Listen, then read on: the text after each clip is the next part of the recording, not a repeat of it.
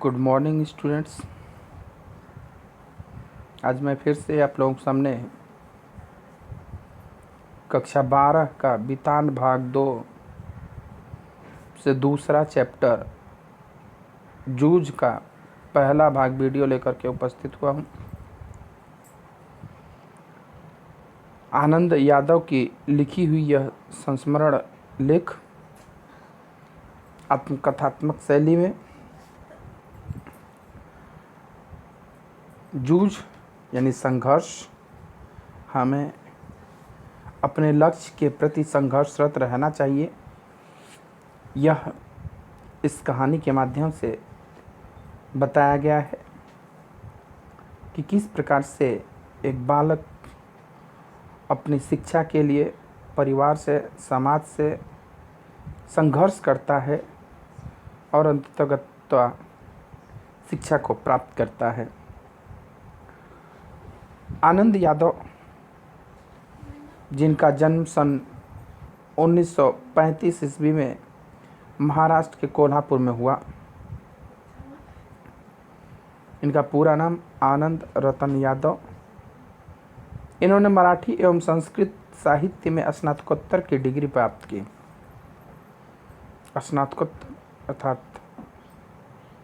Master degree, MA। ये बहुत समय तक पुणे विश्वविद्यालय में मराठी विभाग में कार्यरत रहे। लगभग 25 पुस्तकें इनकी प्रकाशित हो चुकी हैं। इन्होंने उपन्यास, कविता व समालोचनात्मक विधाओं पर लेखन कार्य किया है। इनकी नटरंग पुस्तक बहुत चर्चित रही। जूझ उपन्यास पर इन्हें सन 1990 में साहित्य अकादमी पुरस्कार से सम्मानित किया गया। अभी भी ये जीवित है। उसी जूझ उपन्यास का यहाँ पर कुछ अंश आत्मकथात्मक शैली में प्रस्तुत है। कैसे एक बालक अपनी शिक्षा के लिए संघर्षरत है, शिक्षा जारी रखने के लिए अपने परिवार को मनाता है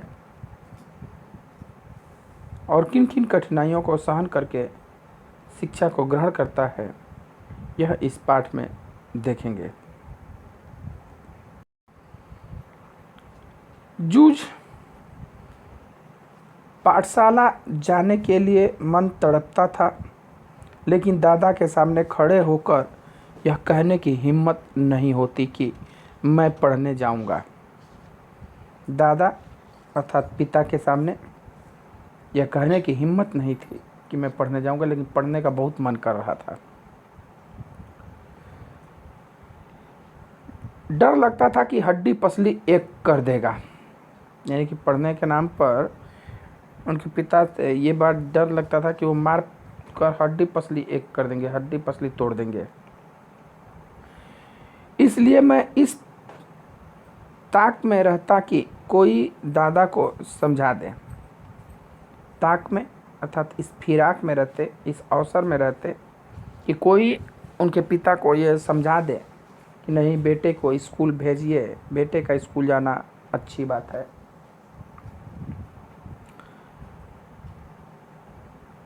मुझे इसका विश्वास था कि जन्म भर खेत में काम करते रहने पर भी हाथ कुछ नहीं लगेगा। वो जानता था कि खेती में आप पूरा जीवन खपा दीजिए, खेती से कुछ होने वाला नहीं है। अगर आपके पास थोड़ा बहुत ऊपरी इनकम नहीं है, कोई नौकरी या कोई जॉब नहीं है, तो कोई भी व्यक्ति खेती से बहुत परेशान ही रहेगा।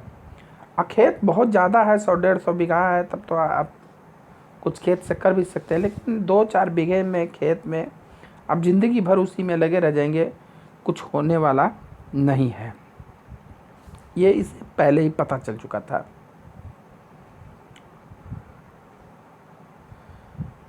जो बाबा के समय था वह दादा के समय नहीं रहा।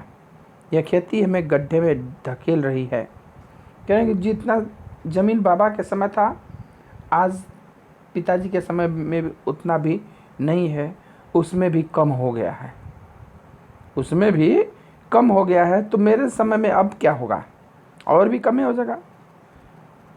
भाई हम कोई भी काम करते हैं तो अपने उन्नति या विकास के लिए करते हैं, अपने उन्नति या विकास के लिए करते हैं। और जब हमें उस काम से कोई फ़ायदा न रहे, उससे भी कम रहे, जो हमारा पहले से है उससे भी कम रहे, तो फिर हमारा विकास नहीं होगा। तो जब विकास नहीं होगा तो उस काम को करने से फ़ायदा क्या है। पढ़ जाऊंगा तो नौकरी लग जाएगी, 4 पैसे हाथ में रहेंगे, बिठोवा अन्ना की तरह कुछ धंधा कारोबार किया जा सकेगा। क्या पढ़ लिख जाऊंगा तो नौकरी लग जाएगी, नौकरी लग जाएगी तो 4 पैसे हाथ में रहेंगे।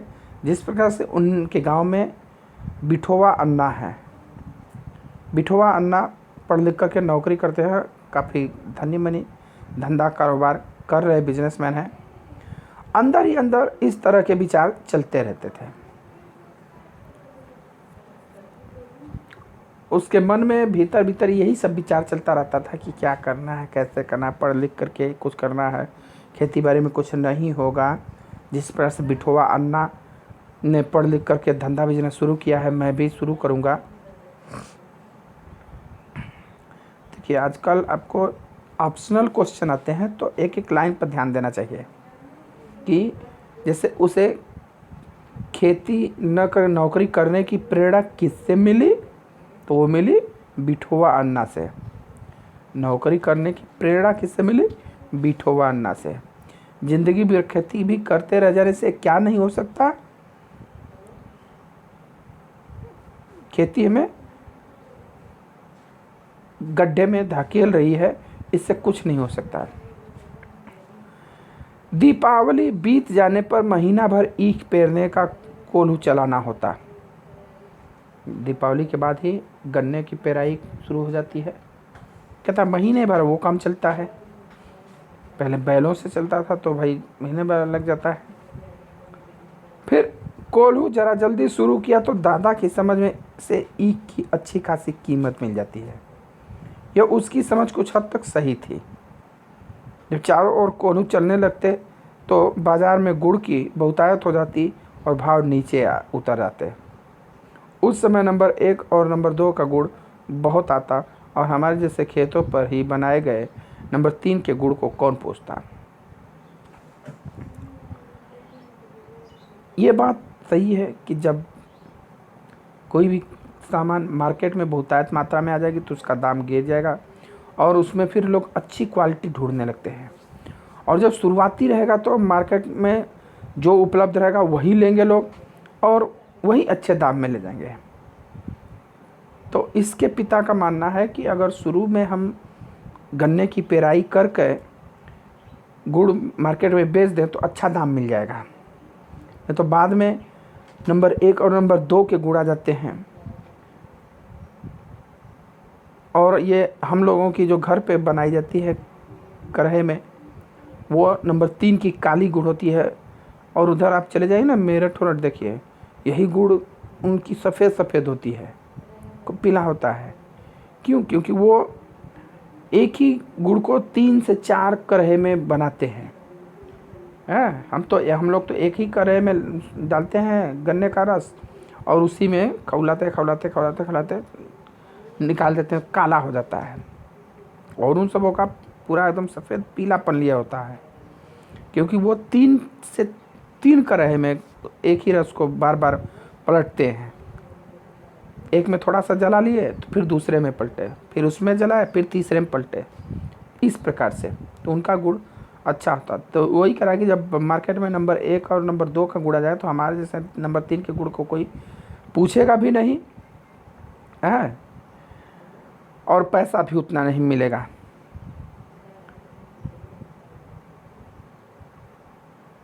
कह रहे हैं कि बाकी किसान दूसरे ढंग से विचार करते थे।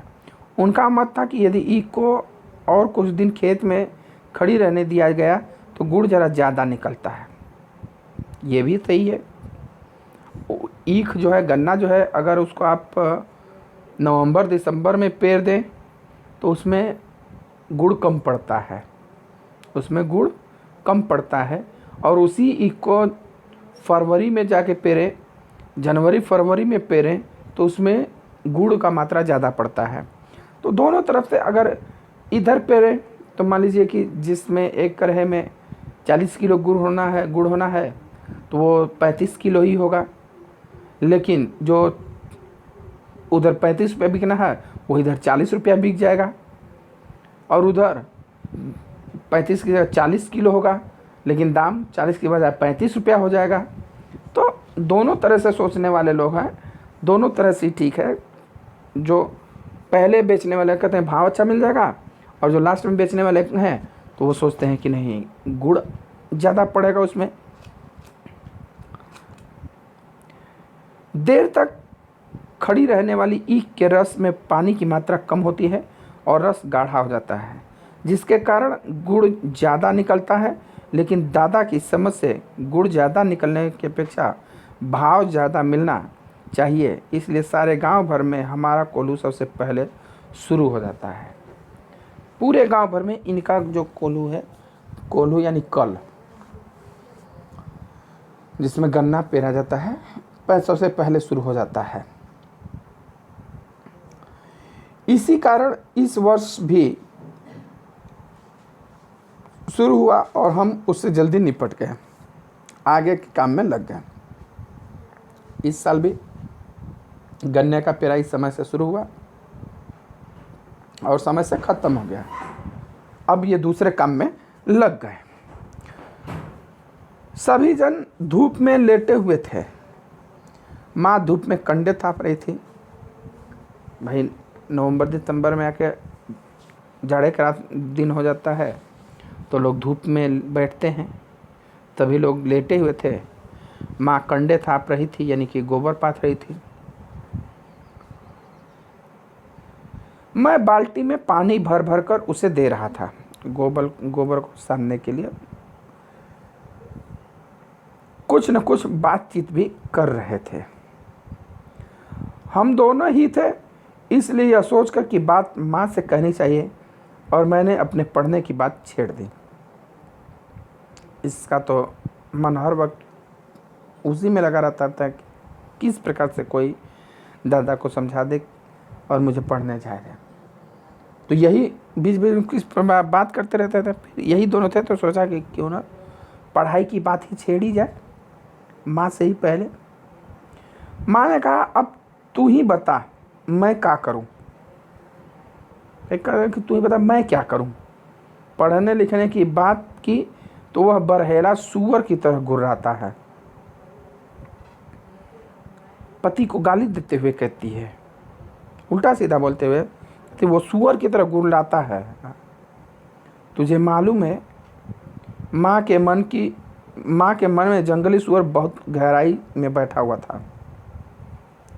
बरहेला सूअर जंगली सूअर की तरह गुर्राता है, और माँ के मन में कहता है कि जंगली सूअर बड़ा गहराई से बैठा था, क्योंकि माँ को एक बार घायल किया जंगली सूअर। अब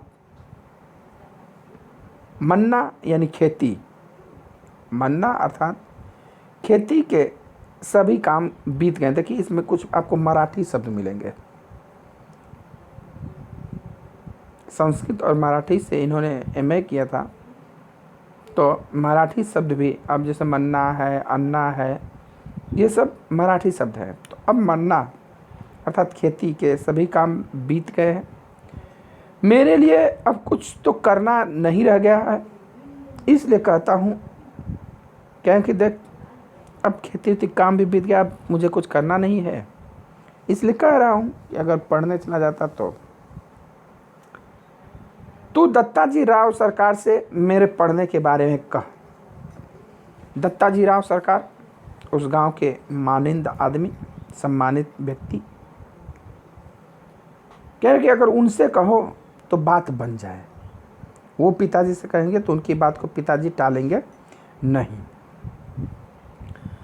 आज ही रात को उनके यहाँ चलेंगे, मैं चलूँगा तेरे साथ। तू उन्हें सब कुछ समझा कर बता दे तो वे दादा को ठीक तरह से समझा सकेंगे। कहें कि देख आज रात को चल दत्ता जी राव के पास चलेंगे, मैं भी तुम्हारे साथ चलूँगा, तुम अच्छी तरीके से उन्हें समझा देना कि मैं पढ़ना चाहता हूँ, हाँ, लेकिन पढ़ने नहीं देते हैं, मारते पीटते हैं, अपने घूमते हैं इत्यादि कह करके तुम उनसे बता देना।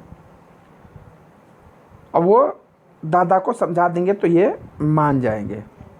ये दूसरों की तो मानने वाले नहीं हैं। माँ कहती ठीक है चलेंगे। माँ ने हाँ की तो, लेकिन अंदर से माँ के स्वर में उदासी थी। उसकी माँ ने हाँ तो जरूर किया, लेकिन अंदर से उसके स्वर में उदासी था। मुझे भी मालूम था कि इतना करने पर भी कोई लाभ नहीं होगा। माँ जानती थी कि ये मानेगा नहीं, परंतु बेटे की खुशी खातिर उसने हाँ कर दिया और कहा कि चलो चलूँगी, क्योंकि जानती थी कि ये मानने वाला नहीं है।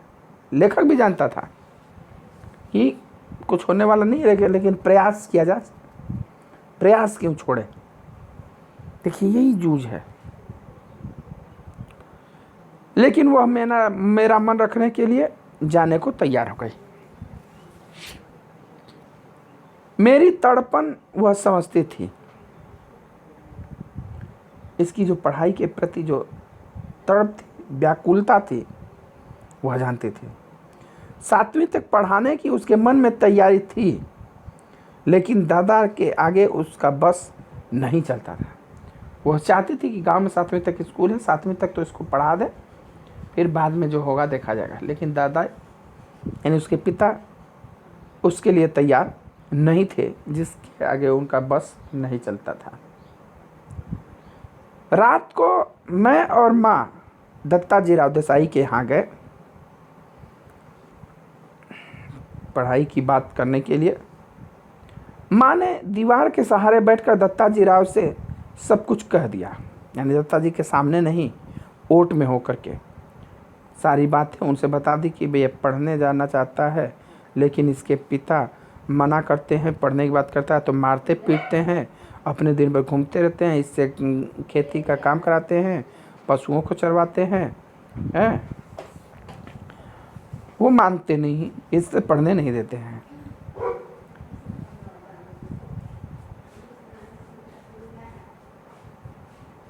वे भी इस बात से सहमत हो गए। माँ ने यह भी बताया कि दादा सारे दिन बाजार में रखमाबाई के पास गुजार देता है। दत्ता जी राव तैयार हो गए और भी मिर्च मसाला खूब लगा के कि दिन भर बाद बाजार में वो अपने रखमाबाई यानी कोठा पर जा कर के ऐशगिरी करते हैं, अय्यासी करते हैं, वहीं बिताते हैं।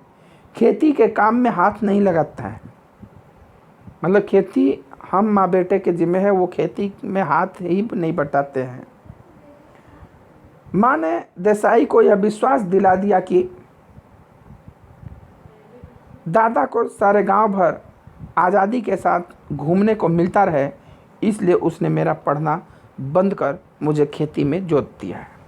मतलब इतना उनके बुराई किए, इतना उनके खिलाफ दत्ता जी राव को बताया कि वो इसलिए नहीं इसे पढ़ने देना चाहता है कि दिन भर वो गांव में घूमता रहे और ये खेती में लगा रहे, इसलिए इसे पढ़ने नहीं देना चाहता है।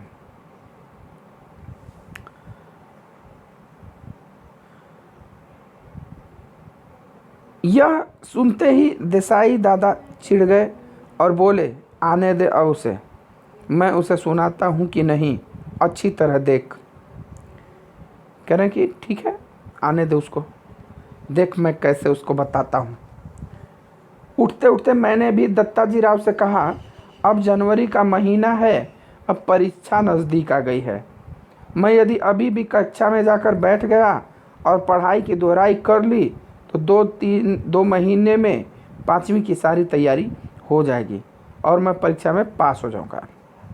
4थी पास करके 5वीं में पढ़ाई नहीं किया था, लेकिन कहा कि जनवरी का महीना आ गया है, भाई मार्च में एग्ज़ाम होता ही है, मार्च अप्रैल में, कहा कि 2 महीने का टाइम है, फरवरी मार्च, अगर मैं अभी भी पढ़ूँ तो मेहनत करूँ तो 5वीं की परीक्षा पास कर सकता हूँ। इसके अंदर ये कॉन्फिडेंस था। तो मेरा 1 साल बच जाएगा, नहीं तो अगले साल जाऊँगा तो फिर से 5 में पढ़ने का। अब खेती में ऐसा कुछ काम नहीं है, मेरा पहले ही 1 वर्ष बेकार में चला गया। पिछले साल ही 5 में पढ़ के छोड़ दिया था, परीक्षा नहीं दे पाया था। 5 की पढ़ाई पिछले साल ही कुछ दिन पढ़ा, नहीं पढ़ा था, क्या पहले ही 1 साल बर्बाद हो गया है। तो इसलिए अगर मैं जाने लगूं तो मेरा ये साल बच जाएगा। और खेती में भी अब वैसा कुछ काम है नहीं बहुत। चलिए अब आज के वीडियो में इतना ही, आगे का व्याख्या अगले भाग वीडियो में लेकर के मैं जल्द से जल्द आऊँगा। अगर इस वीडियो में कोई आपको समस्या हो तो आप हमें व्हाट्सएप पर मैसेज कर दीजिए या कमेंट्स कर दीजिए या फ़ोन कर दीजिए, मैं आपके समस्या का समाधान तुरंत करूँगा। ठीक है, ओके, गुड बाय।